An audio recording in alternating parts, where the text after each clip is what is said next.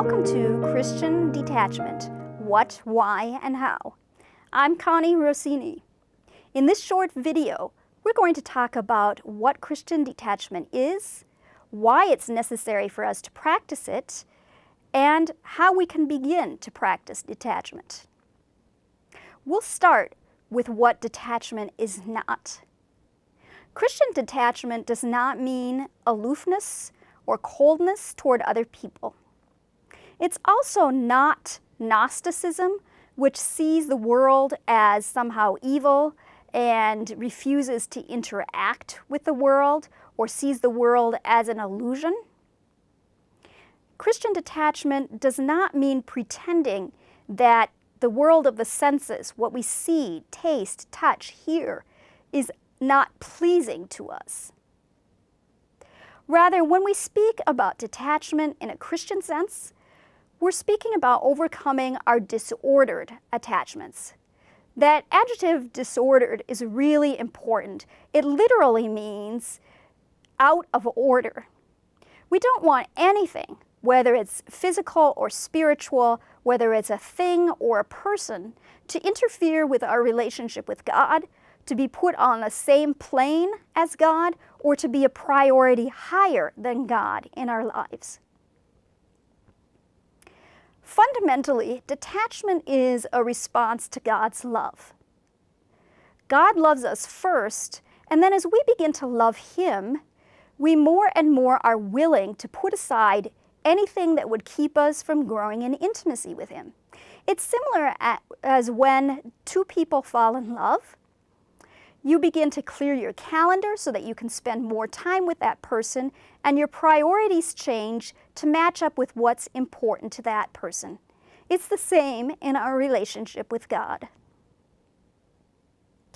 Father Thomas Dubé used to talk about detachment as giving up clinging selfishly to things other than God. Detachment is an attitude. St. Paul says in 1 Corinthians 7, verses 29 to 31, "I mean, brethren, the appointed time has grown very short. From now on, let those who have wives live as though they had none, and those who mourn as though they were not mourning, and those who rejoice as though they were not rejoicing, and those who buy as though they had no goods, and those who deal with the world as though they had no dealings with it. For the form of this world is passing away." Obviously, God does not want us to literally put aside our spouses. For all but a few people, He does not want us to give up all our material goods or to stop interacting with the world. But detachment is instead an attitude of the heart in which none of those things interfere with our relationship with God. Disordered attachment is a kind of idolatry. The greatest commandment, as Jesus told us, is to love the Lord with your whole heart, mind, soul, and strength. If you love something else more than God, or you love something else on an equal plane with God, you are disobeying that commandment, and you have actually made that thing or person into an idol. Jesus also talked about sin being like a log in our eye. We can't see clearly with a log in our eye in order to help other people. Well, this is true not only of sins, but also of attachments. Attachments cloud our vision. They keep us from seeing God and ourselves and His will for us as they really are. We need to have them removed before we can do God's will. Finally, disordered attachments will keep us from seeing God face to face in heaven. Now, that doesn't mean that if you die with some attachments that you will be condemned. But it does mean that you will have to be purged in purgatory. We cannot see God face to face if we desire something more than we desire God's will for us, and more than we love God.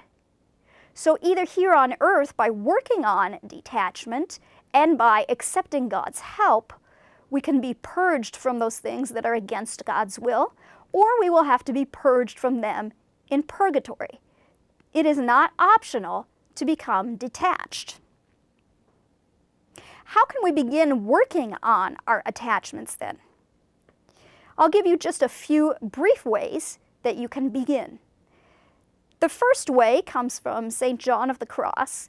He says that whenever we experience something pleasurable through the senses, we should, as soon as possible, turn our minds and hearts from that thing that gives us pleasure to God.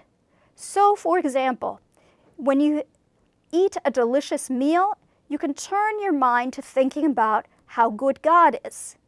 When you see a beautiful sunset, you can think of the beauty of God's face. When you encounter somebody that you love, you could say loving words to God in your heart. In this way, instead of hindering us from coming closer to God, those people and those things are actually helping us. A second way to begin working on your attachments is to get rid of the things that are bad habits. So, for example, if you are addicted to coffee, you could quit drinking coffee cold turkey. In the first few days, it's going to be very difficult, but the longer you go without it, as we all know from giving things up during Lent, the easier it's going to be to say no when you feel like having a cup of coffee. That's true of all of our attachments. Another example could be if you're attached to Twitter. We'll take a fast from it and see how much your desire for it diminishes in just a short time. A third way to work on your disordered attachments is to stop any activity when it no longer glorifies God.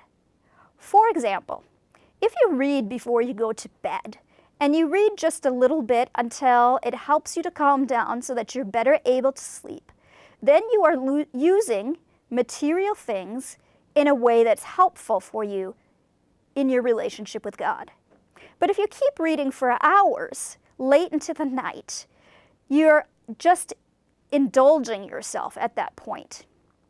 So you have stopped glorifying God by your reading. We want to be introspective enough to identify where that line is between what glorifies God and what's just self-indulgence, and stop before we cross it.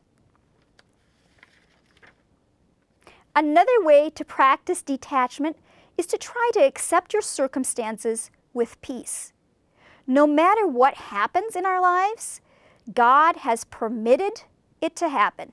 And that means that God is somehow weaving that into His plan for you, and you need to trust that His will work itself out and not become agitated and anxious. Finally, if we keep in mind the goal of detachment, it will help us to stay motivated and persevere when detachment gets difficult, which of course at times it will. As we read in Hebrews 12, verses 1 to 2, "Therefore, since we are surrounded by so great a cloud of witnesses, let us also lay aside every weight and sin which clings so closely, and let us run with perseverance the race that is set before us, looking to Jesus, the pioneer and perfecter of our faith." If we remember that intimacy with God through Jesus is the goal, and that disordered attachments are keeping us from that goal, we will more easily throw them off and run the race with all that we've got. God created you to have an intimate union with Himself through His Son. By daily prayer and working on detachment, you can grow continually in that union. Detachment will set you free from your whims, from your moods, and from your circumstances. Everything that God created is good, and everything in the creation can help you to come closer to God as long as you use it rightly in accordance with God's will. If you move even 1 inch toward God by beginning to work on your disordered attachments, God will move a mile towards you. He will help you and carry you towards your goal, intimacy with the Holy Trinity. Thank you for watching this video. As you can imagine, there's a whole lot more to detachment than I could fit into this short lesson. I've created a video-based course called Nothing Shall I Want: Peace Through Detachment. The material in the course covers about what you would learn in a day's retreat, but unlike a retreat where everything's kind of packed into a few hours, this course will be released over 6 weeks. Every Monday and Thursday morning, I will release one video that's 7 to 10 minutes long. You can watch the videos on your own schedule. They're short enough for even a very busy mom to fit them in. You can watch them as many times as you like. And there's a space between each lesson so that you can absorb and apply the material to your life as you are learning each step. There are also other things to help you absorb the material, such as downloads to take notes, links to articles and websites that will help you to dig deeper, and a private forum where you can discuss each lesson with other students who are taking the course at the same time. Past students have given glowing reviews to the course, and you can see these on my website. The course fee is $45. If you can't afford it, you may request a scholarship, and you can also donate towards the cost of somebody else taking the course. More information on both of these options are found on the landing page. And the link to the landing page itself is right below this video.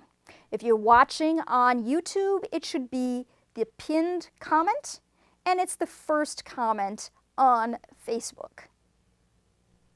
I'm opening registration for the course for just 2 weeks, so you need to act quickly so that you don't miss the deadline. This is a really great time to be working on detachment. I know you will enjoy this course and learn a whole lot from it, so I hope to see you there.